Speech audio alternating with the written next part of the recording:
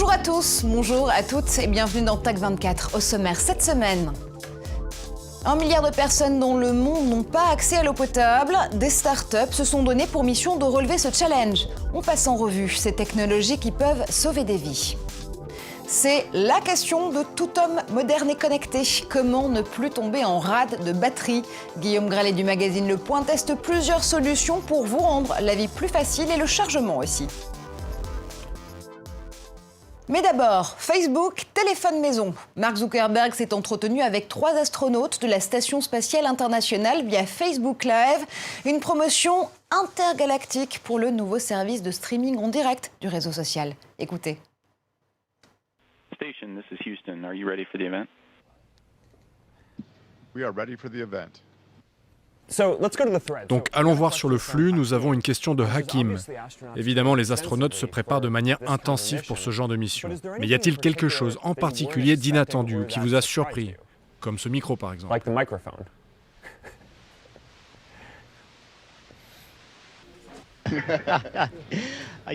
Pour moi qui suis un astronaute débutant, c'est mon premier vol, j'ai vécu tellement de nouvelles expériences.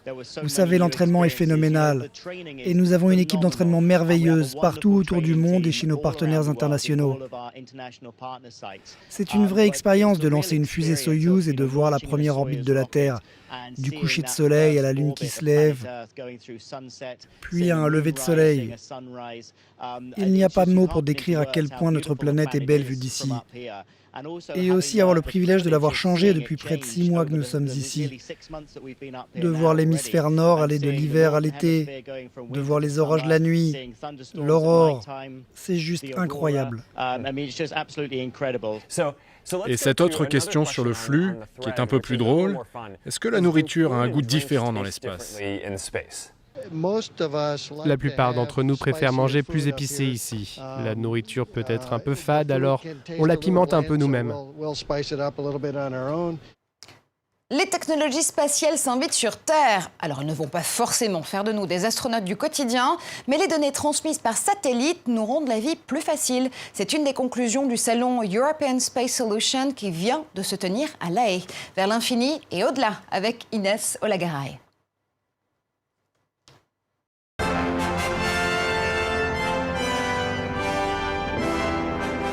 La technologie de l'espace sur votre vélo. Vous pensez que vous allez voler vers la Lune comme dans E.T. Mais gardons les pieds sur Terre.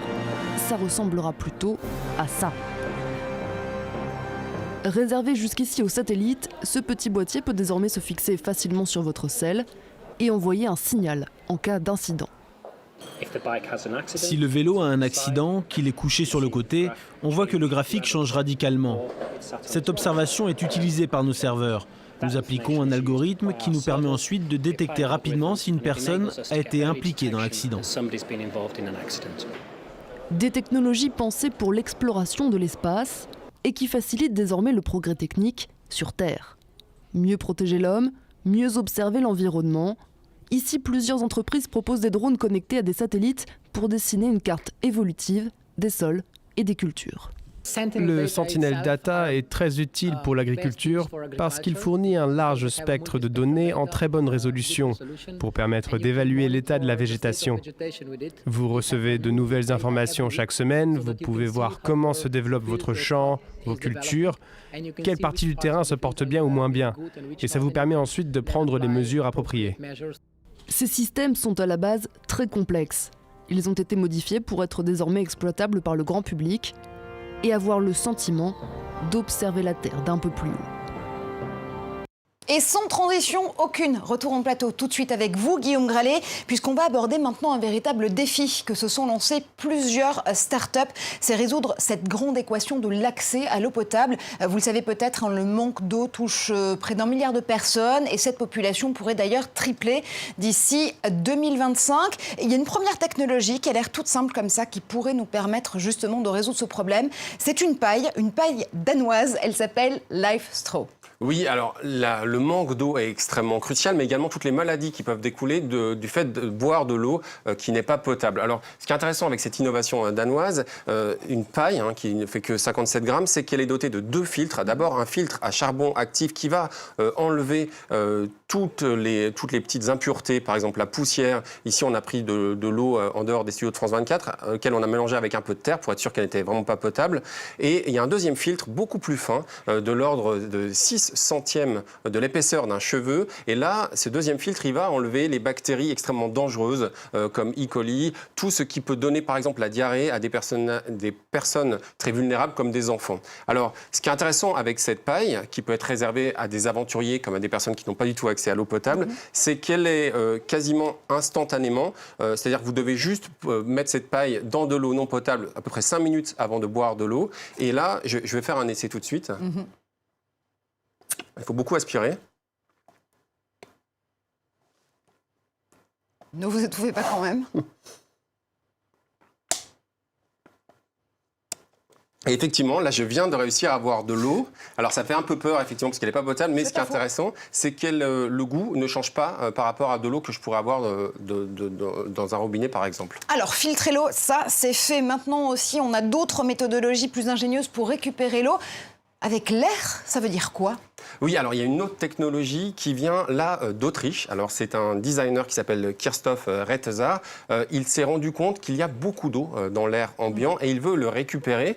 C'est un petit peu le scénario comparable à ce qu'utilise Matt Damon dans Seul sur Mars, le film de Ridley Scott. En fait, ce qui est intéressant, c'est qu'il utilise à la fois effectivement un mini panneau solaire. Ce mini panneau solaire va alimenter un condensateur et grâce à des microdents, alors j'ai appris un terme hydrophobique, c'est-à-dire que ça repousse l'eau, eh bien l'eau va être capturée dans une bouteille, va être piégée et ça va permettre d'avoir un demi-litre d'eau potable par heure. Le soleil qui joue donc un rôle moteur et on le voit aussi de l'autre côté du globe avec une autre technologie qui s'appelle Solar Ball. Oui, ça a l'air, on a l'impression d'avoir un ballon de football. Ça revient là à un étudiant de Monash University en Australie, Jonathan Lyo. En fait, ce qui est intéressant, c'est qu'il a séparé cette boule en deux. La partie supérieure va absorber toute la chaleur du soleil. On va avoir de la condensation d'eau et il va pouvoir récupérer lui aussi de l'eau potable jusqu'à 3 litres par jour. Alors je vous l'avais dit, pardon, ils sont très nombreux à s'intéresser justement à ce challenge de l'eau potable, notamment l'inventeur du Segway, Dean Kamen, qui lui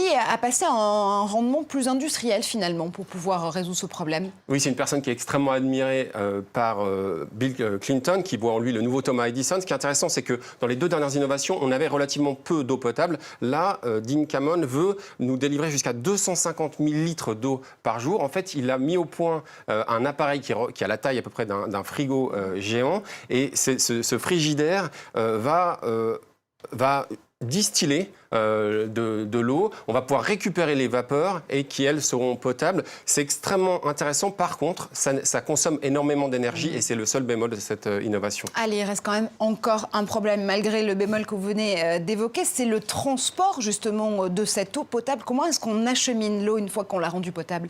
C'est un vrai souci parce que d'après l'ONU, une femme africaine met à peu près 6 heures pour aller trouver de l'eau potable et le rapporter à sa famille. Alors, il y a une innovation anglaise cette fois-ci, d'une entreprise qui s'appelle Red Button, qui a mis au point un appareil qui s'appelle Midomo. Midomo, on a l'impression d'avoir un chariot traditionnel, mais sur ce chariot sur lequel on va mettre de l'eau, eh bien, le chariot va récupérer l'énergie des roues grâce à un générateur, et ce générateur va alimenter lui-même un filtre. Bref, en même temps qu'on transporte de l'eau, on produit de l'eau potable et c'est beaucoup plus facile et plus constructif. Merci infiniment Guillaume. Et tout de suite, on s'achemine vers Test 24.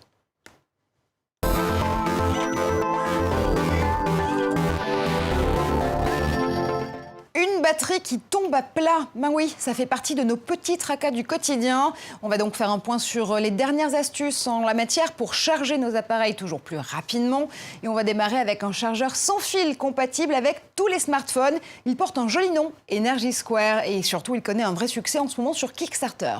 Je ne sais pas si vous êtes comme moi, Marjorie, mais lorsque vous avez passé une énorme journée harassante, vous avez juste envie de poser votre téléphone et qu'il se recharge automatiquement. Alors jusqu'ici, on avait l'habitude de la recharge par induction. Ici, ici, dans cette start-up française Energy Square, elle nous propose la recharge par conduction. Alors en fait, elle cache derrière nos téléphones des petits conducteurs électriques et vous avez effectivement sur cette plaque qui est reliée à un circuit électrique qui en plus résiste à l'eau, juste à poser votre téléphone. Et là, votre téléphone, il va se recharger tout seul. Ce qui est intéressant, c'est qu'on peut brancher plusieurs appareils en même temps. Donc, c'est extrêmement facile d'utilisation. On utilise, ça j'ai un peu découvert, 40% d'énergie en moins par rapport aux plaques à induction, parce qu'elle ne recharge que, effectivement, quand il y a des téléphones dessus. Et ça n'émet pas du tout d'ondes. C'est assez rigolo. Allez, l'autre possibilité, c'est de transformer le son en énergie. Là, c'est une innovation qui nous vient d'Angleterre, de l'université Queen Mary à Londres, qui a travaillé avec Nokia pour récupérer toute l'énergie qui est dégagée lorsqu'il y a beaucoup de bruit autour de soi. On va utiliser ce qu'on appelle un nanogénérateur, et ce nanogénérateur va lui-même recharger nos appareils électroniques. Pour l'instant, l'efficacité est très limitée, mais ces inventeurs veulent utiliser le bruit qui est par exemple utilisé dans des aéroports, par exemple, pour en faire quelque chose de plus efficace.